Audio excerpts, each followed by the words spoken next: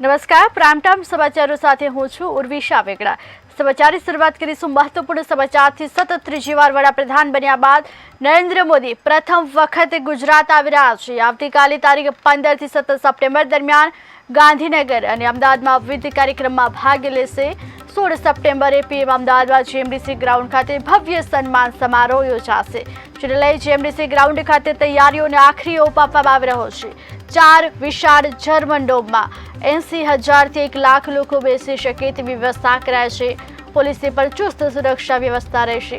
PM Modi 15મી બપોરે 4:30 અમદાવાદ આવી પહોંચશે। ત્યારબાદ સીધા તેઓ વડસર જશે। બાદમાં રાત્રે રાજભવનમાં રોકાણ કરશે। ત્યારબાદ 16 અને 17 સપ્ટેમ્બરે પણ અલગ અલગ કાર્યક્રમોમાં પીએમ મોદી હાજરી આપશે। આવો તેમના પ્રવાસ કાર્યક્રમ તરફ નજર કરીએ।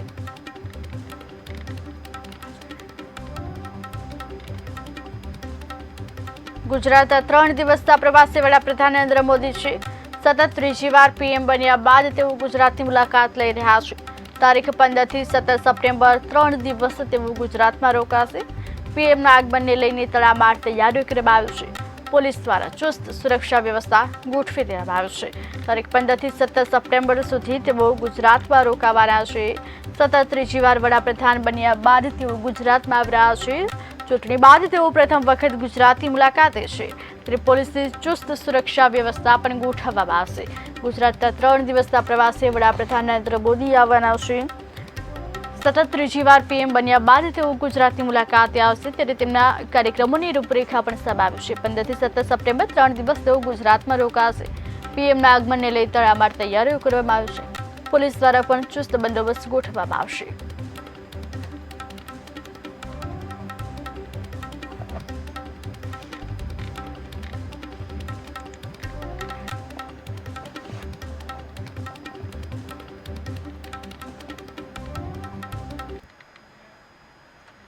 સમાચારમાં આગળ વાત કરીશું। અમદાવાદ હાટકેશ્વર બ્રિજને લઈને કોંગ્રેસ દ્વારા પ્રહાર કરવામાં આવ્યા છે। બ્રિજ તોડી બનાવવા ઉપર એમસી પર પ્રહાર। એમસીના વિપક્ષી નેતા સૈયદ ખાન પઠાણનું નિવેદન સામે આવ્યું। એમસી ભ્રષ્ટાચારનું જીવતું જાગતું સબૂત છે તેવું વિપક્ષ નેતાએ કહ્યું છે। 40 કરોડમાં બ્રિજ હવે 92 કરોડનો પડશે। વિપક્ષના આક્ષેપ સામે સ્ટેન્ડિંગ કમિટી ચેરમેને નિવેદન આપ્યું છે। દેવાંગ દાણીએ કહ્યું કે લગાવેલા તમામ આરોપો પાયા વિહોણા છે। બ્રિજ ફરીથી બનાવવાનું નહીં આવે, એમસી ઉપર ભારણ છે। બ્રિજ બનાવવાનો તમામ ખર્ચ અજય ઇન્ફ્રા ઉપર છે તેવું દેવાંગ દાણીએ કહ્યું છે। सबसे बड़ा नमूना और अहमदाबाद म्यूनिसिपल कॉरपोरेशन का जीता जागता भ्रष्टाचार यदि हो तो वो हाटकेश्वर ब्रिज है। 40 करोड़ रुपए की लागत से अजय इंफ्रा नामक कंपनी द्वारा हाटकेश्वर ब्रिज का निर्माण किया गया था। 30 नवंबर 2017 को जनता के लिए इस ब्रिज का उद्घाटन किया गया था। इस ब्रिज पर पहला गड्ढा मार्च 2021 के दौरान हुआ था। जो ब्रिज को 100 वर्ष यानी 100 साल चलना था, जिसकी आयु 100 वर्ष हो सकती थी, लेकिन उसके खराब कंस्ट्रक्शन के कारण अगस्त 2022 को इस ब्रिज को भ्रष्टाचार के रूप में संपूर्ण जनता के लिए बंद कर देना पड़ा। इस बीच में आप सबको पता है कि कोरोना लॉकडाउन भी आया। 2 वर्ष तक लॉकडाउन रहा, ट्रैफिक की समस्या ही नहीं थी, यानी कि 5 वर्ष भी आप देख लीजिए तो उसमें से सिर्फ 3 वर्ष में ही इस ब्रिज को जनता के लिए बंद कर देना पड़ा था। 2022 से 2 साल तक अहमदाबाद म्यूनिसिपल कॉरपोरेशन लाचार रहा और जनता को परेशान करने का कार्य किया। 2 साल तक अहमदाबाद म्यूनिसिपल कॉरपोरेशन ने हाटकेश्वर के नाम पर एक शब्द नहीं बोला। ये साफ बता रहा था कि भारतीय जनता पार्टी के राज में अहमदाबाद म्युनिसिपल कोर्पोरेशन અમદાવાદ મહાનગરપાલિકા દ્વારા હાટકેશ્વર બ્રિજ એ નવીનીકરણ કરવા માટે જઈ રહ્યો છે। 3 વાર ટેન્ડર કરવામાં આવ્યા હતા, નહીં આવ્યા હતા। ચોથી વાર પણ ટેન્ડર પ્રક્રિયા કરતા ટેકનિકલ આપણે વાત કરીએ કે ક્વોલિફાય થયા છે અને આવનાર સમયગાળા દરમિયાન હાટકેશ્વરની અંદર આ નવો બ્રિજ તોડીને બનાવવામાં આવશે। જે બનાવ બાબતે વિપક્ષો દ્વારા જે કરવામાં આવે છે આક્ષેપ એ તદ્દન પાયાવિહોણા છે. જે પણ બ્રિજનો જે ખર્ચો થવાનો છે 52 કરોડ 44 રૂપિયા નવો બ્રિજ બનાવવાનો સ્પાન સાથે અને 7 થી 8 કરોડ રૂપિયા તોડવાનો, આમ ટોટલ જે કોસ્ટ છે 52 કરોડ રૂપિયા. એ તમામ કોસ્ટ આપણે વાત કરીએ કે જે કંપનીને બ્લેકલિસ્ટ કરી છે, જે કંપની પાસે જેને બ્રિજ બનાવ્યો હતો 17ની અંદર અને 19ની અંદર સ્ટ્રક્ચરમાં ખામી થતા એ બ્રિજ આપણે બંધ કર્યો, તો એ કંપની પાસેથી આ તમામ જે ખર્ચ છે એ વસૂલવામાં આવશે. આ મહાનગરપાલિકા દ્વારા આના ઉપર કોઈ પણ પ્રકારનું ભારણ આવશે નહીં અને વિપક્ષ દ્વારા જે પોતાના શાસનકાળ દરમિયાન 2000 થી 2005 દરમિયાન 5 વર્ષ દરમિયાન એમને સૂચવેલા કોઈ બ્રિજ એક થાંભલો પણ લગાવી શક્યા નહોતા. ભારતીય જનતા પાર્ટીના શાસનની અંદર અનેક બ્રિજો હાલમાં થઈ રહ્યા છે. મહાનગરની અંદર ગણવામાં આવે તો 100 કરતાં વધારે બ્રિજો, અંડરબ્રિજ અને ઓવરબ્રિજ સાથે વાહન વ્યવહાર માટે. વડોદરા એસબીમાં કૈલાસ ભોયા વિરુદ્ધ ફરિયાદ થઈ છે. અપ્રમાણસર મિલકતની ફરિયાદ નોંધાઈ છે. અધિકારી કૈલાસ ભોયાની મુશ્કેલી વધી ટીપીઓ કેએલ ભોયાને વડોદરા કોર્ટમાં રજૂ કરાયા. કેએલ ભોયાના 16 સપ્ટેમ્બર સુધી રિમાન્ડ મંજૂર. 1 કરોડથી વધુની અપ્રમાણસર મિલકત અંગે સર્ચ ઓપરેશન હાથ ધરાયું. ભાવનગરના શિહોરમાં તબીબ પર હુમલો થયો છે. ચપ્પલ બહાર કાઢવાની બાબતમાં હુમલો કરવામાં આવ્યો. મહિલા દર્દીની સાથે આવેલા લોકો દ્વારા હુમલો થયો. 3 જેટલા શખ્સોએ સ્ટાફ સાથે ગેરવર્તણૂક કરી તબીબને ધમકી આપતા ફરિયાદ નોંધાઈ. શ્રેય હોસ્પિટલના જલદીપસિંહ ગોહિલે ફરિયાદ નોંધાવી. પોલીસે ફરિયાદના આધારે કાર્યવાહી હાથ ધરી. ગાંધીનગર જિલ્લાના દહેગામ તાલુકાના વાસણા સોગઠી ગામે ગઈકાલે મેશ્વા નદીમાં 30 ફૂટ પાણીના ધરામાં 8 વ્યક્તિઓ ગરકાવ થઈ ગયા. તેની લાશ સાંજે બહાર કાઢવામાં આવી અને આજે તમામની સ્મશાન યાત્રા નીકળી. સમગ્ર ગ્રામ તથા આગેવાનો સ્મશાન યાત્રામાં જોડાયા. સમગ્ર ગામના ગ્રામજનોમાં આંખોમાં આંસુની ધારા વહી રહી. ભારે શોકના માહોલ વચ્ચે સ્મશાન યાત્રા નીકળી. મૃતકોના પરિવારોમાં તો વર્ણવી ન શકાય તેવી પરિસ્થિતિ થવા પામી હતી, કારણ કે જનનીનું હૈયું કેવું હોય છે તે સૌ કોઈને ખબર છે. વાલસોએ દીકરો ખોવાઈ જાય તો માતા પિતાના હૈયા શું કહેતા હશે ને તેમના હૃદયમાં જાણે બેસી ગયું હોય તેવો માહોલ સર્જાયો હતો. આ સ્મશાન યાત્રામાં મોટી સંખ્યામાં ગ્રામજનો જોવા મળ્યા. તો ગ્રામજનોના જણાવ્યા મુજબ મૃતકોની સરકાર વળતર ચૂકવી અને સહાય કરે તેવી રજૂઆત થવા પામી છે. તેના દહેગામના ધારાસભ્ય તાત્કાલિક મુખ્યમંત્રીને પત્ર પાઠવી સહાય માટે ભલામણ કરી છે.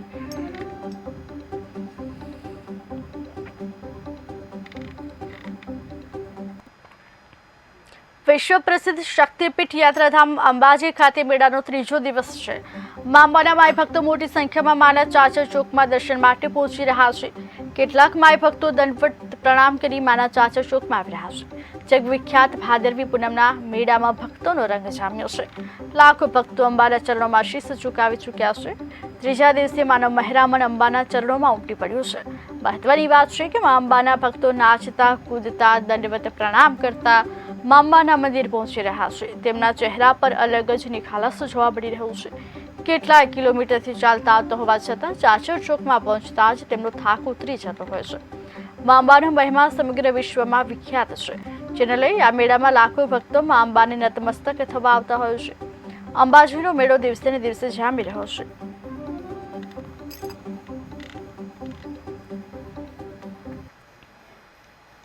ભાદરવી પૂનમના મહામેળાને લઈને લાખો ભક્તો પગપાળા માના દર્શન માટે જઈ રહ્યા છે.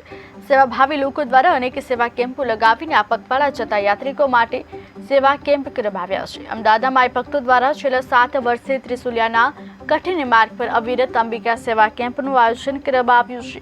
100 જેટલા લોકો દ્વારા જાતે યાત્રિકોની સેવામાં ખડે પગે છે. ડોમમાં 150 જેટલા લોકો આરામ કરી શકે તે માટેના ડોમ ઊભા કરી બેડની વ્યવસ્થા કરવામાં આવી છે. તમામ જે ડોમ છે તે સીસીટીવી કેમેરાથી સજ્જ છે. સુરક્ષાને લઈને ફાયર સેફ્ટીની પણ સુવિધા છે. ફાયર સેફ્ટીની સુરક્ષાની યાત્રિકોએ વખાણી હતી. સેવા કેમ્પની સેવાને પણ બિરદાવી છે. આ કેમ્પમાં રજવાડી ખીચડી, ચા સહિત ભોજનની વ્યવસ્થા રાખવામાં આવી છે. ત્યારે કઠિન માર્ગ પાર કરતા પહેલા હજારો ભક્તો આ કેમ્પમાં સેવાનો લાભ લઈ રહ્યા છે.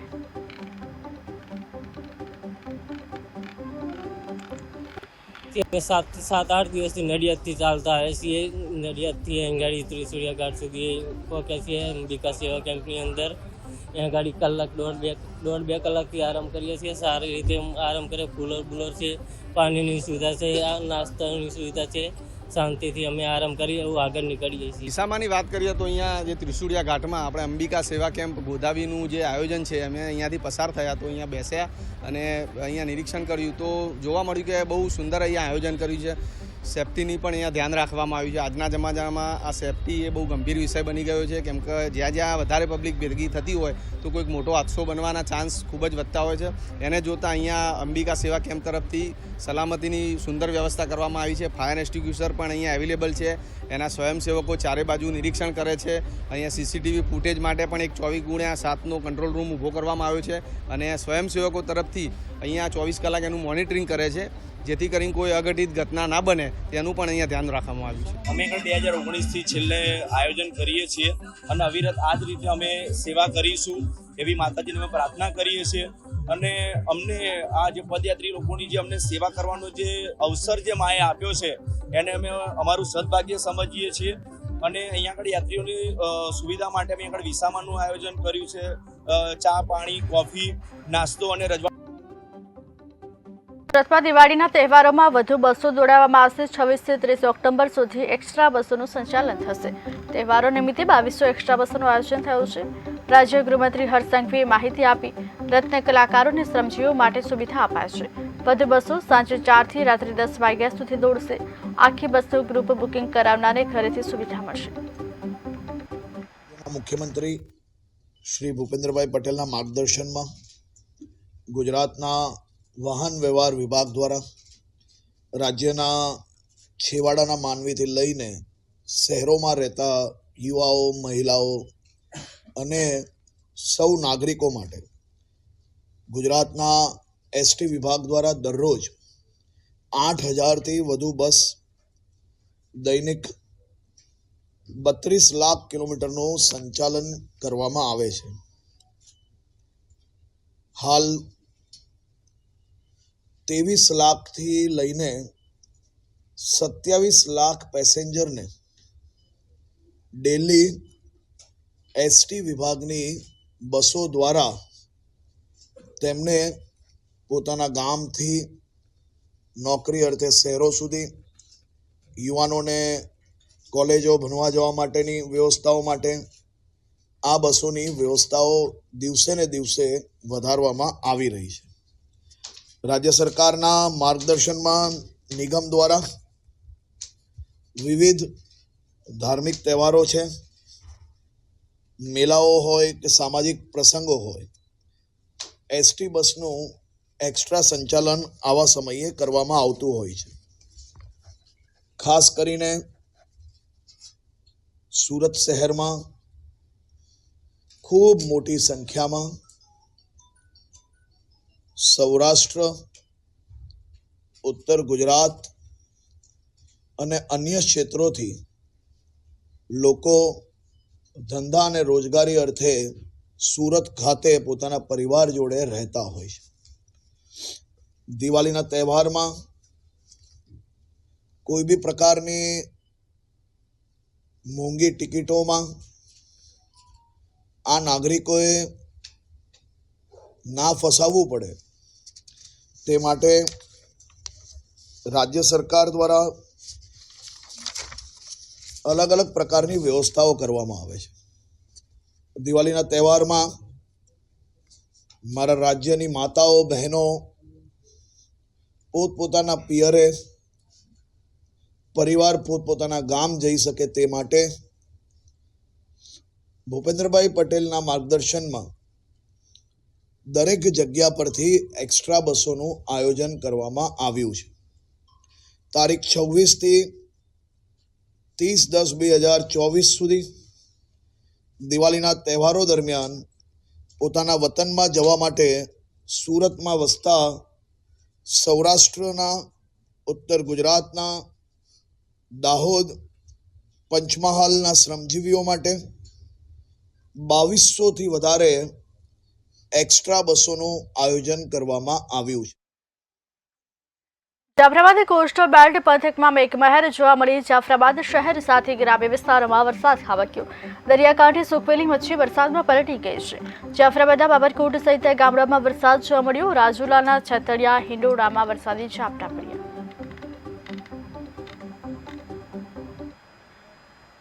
છેલ્લા એક સપ્તાહથી વડોદરાના લોકો પૂરના પાણીથી પરેશાન છે. આ માનવ સર્જિત પૂર હોવાનું સાબિત થયું. જો કે આ બધી વાતો વચ્ચે જાણે કે ગરીબો કોરાણે મુકાઈ ગયા છે. સિદ્ધાર્થ બંગલો જેવા પોસ્ટ વિસ્તારના લોકોને રાહત સામગ્રી આપવા હેલિકોપ્ટર આવ્યું. ગરીબો માટે ટ્રેક્ટર પણ નથી આવ્યું તેવી હાલત થઈ છે. અમે વાત કરી રહ્યા છીએ વડસર રોડ પર આવેલી જગન્નાથ વડાની વસાહતની. અહીં બે દિવસ સુધી પાણી રહ્યા પણ કોઈ જોવા નથી આવ્યું. આજે પણ આ વિસ્તારમાં પીવાનું પાણી નથી આવતું. જ્યાં ત્યાંથી લોકો પાણી ભરીને આવે છે. જગન્નાથ બુડાના મકાનો 900 જેટલા લોકો રહે છે, પરંતુ પૂર વખતે કે પૂર બાદ કોઈ જોવા નથી આવતું. જેમને કોઈ ઝૂંપડપટ્ટી તોડીને બનાવવામાં આવ્યા છે. જોકે આજે આ લોકોને આવાસ યોજનામાં જેવું દુષ્કર થઈ ગયું છે. એક પણ નેતા મદદ માટે આતુર નથી કે કોઈ અધિકારી પણ હાલ પૂછવા સુદ્ધા આવ્યા નથી. આ દૂધ આવે ને તો આટલા પાણીમાં છોકરાઓને લઈને બોલાવે, કેવી રીતે જવાનું? કશું મદદ નહીં મળી અમને. તારે ખાવાનું કે કશું નહીં આવ્યું. 3 દિવસ ભૂખ્યા લઈને છોકરાઓને લઈને બેહી રહ્યા, પાણી પણ પીવાનું નહીં મળ્યું. આશા તો હતી પણ ઝુંપડપટ્ટી અમારી સૌથી સારી હતી.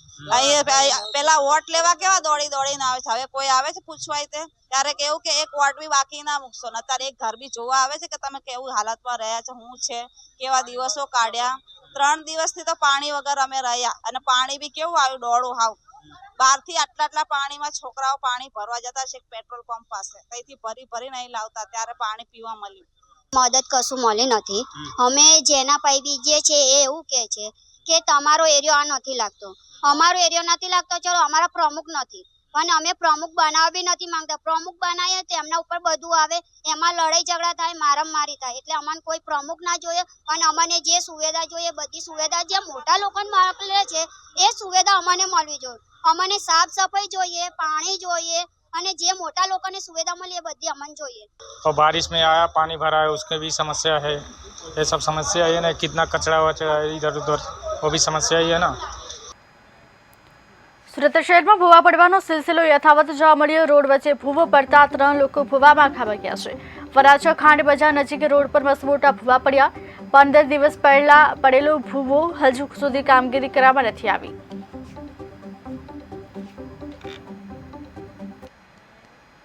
અમદાવાદમાં પણ ભૂવા પડવાનો સિલસિલો યથાવત છે. અમદાવાદ થલતેજમાં ભૂવો પડ્યો. મેંગો ગાર્ડન વિલા પાસે બનાવ બન્યો છે.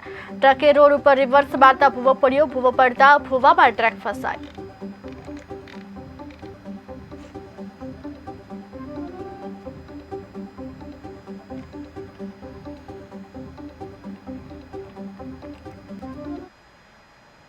સુરતમાં પાણીજન્ય અને મચ્છરજન્ય રોગના કેસમાં સતત વધારો થઈ રહ્યો છે, જેના કારણે તાવ, ઉલટી, ઝાડાના કેસો વધી રહ્યા છે. ત્યારે સુરતના પૂણા ગામ વિસ્તારમાં 4 વર્ષીય બાળકનું તાવના કારણે મોત થયું છે. બાળકને તાવ આવ્યા બાદ લોહીની ઉલટીઓ થઈ હતી. સારવાર દરમિયાન મોત થયું હતું. બાળકના મોતને પગલે પરિવારજનોમાં શોકનો માહોલ છવાયો છે. ડેન્ગ્યુ, મેલેરિયા, તાવ, ઝાડા, ઉલટી અને અન્ય વાયરલ ઇન્ફેક્શનના કેસમાં વધારો થતાં લોકોની સાવચેતી રાખવા આરોગ્ય વિભાગે સૂચન કર્યું છે. 4 વર્ષીય બાળકોને છેલ્લા 4-5 દિવસથી તાવ આવતો હતો, જેથી તેમના માતા પિતા તેમને ખાનગી હોસ્પિટલમાં સારવાર અર્થે લઈ ગયા, પરંતુ તબિયત વધુ લથડતા તેને નવી સિવિલ હોસ્પિટલમાં લાવવામાં આવ્યો હતો, જે સારવાર દરમિયાન બાળકનું મૃત્યુ થયું હતું. પહેલાં પ્રાઇવેટ હોસ્પિટલમાં લઈ ગયા હતા. ત્યાંથી એમ કીધું કે સિવિલ હોસ્પિટલમાં લઈ જાઓ. 2 દિવસ એને તાવ આવતો હતો, એટલા માટે સવારમાં 2 ઉલટી થઈ લોહીની, એટલા માટે અમે પ્રાઇવેટમાં લઈ ગયા. તે પછી એને સિવિલમાં મોકલ્યા, બરાબર. પણ અહીંથી મૃત જાહેર કર્યો. પહેલાં પ્રાઇવેટ હોસ્પિટલમાં લઈ ગયા હતા. ત્યાંથી એમ કીધું કે સિવિલ હોસ્પિટલમાં લઈ જાઓ. મહીસાગર પોલીસને મોટી સફળતા મળી. રોડ માર્ગે જતો શંકાસ્પદ એમડી ડ્રગ્સ ઝડપાયો છે. મહીસાગર પોલીસે કારમાંથી ડ્રગ્સ ઝડપી પાડ્યો. 5 લાખનો શંકાસ્પદ જથ્થો જપ્ત કર્યો. ગુજરાતમાં ડ્રગ્સ ઘુસાડના 4 આરોપીઓ ઝડપાયા. મધ્યપ્રદેશથી ગુજરાતમાં લવાતું ડ્રગ્સ ઝડપી પાડવામાં આવ્યું છે.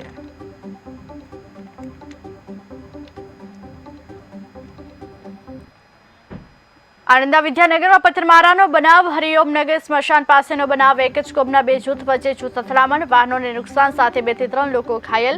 ઇજાગ્રસ્તોને સારવાર અર્થે હોસ્પિટલ ખસેડવામાં આવ્યા.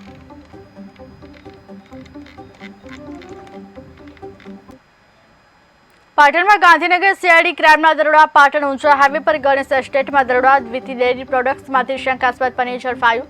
પામોલીન તેલના ડબ્બા પણ મળી આવ્યા. પાટણ ઊંઝા રોડ પર ગણેશ એસ્ટેટમાં સીઆઈડી ત્રાટકી. ફૂડ એન્ડ ડ્રગ્સ વિભાગના અધિકારીઓમાં દોડધામ મચી ગઈ.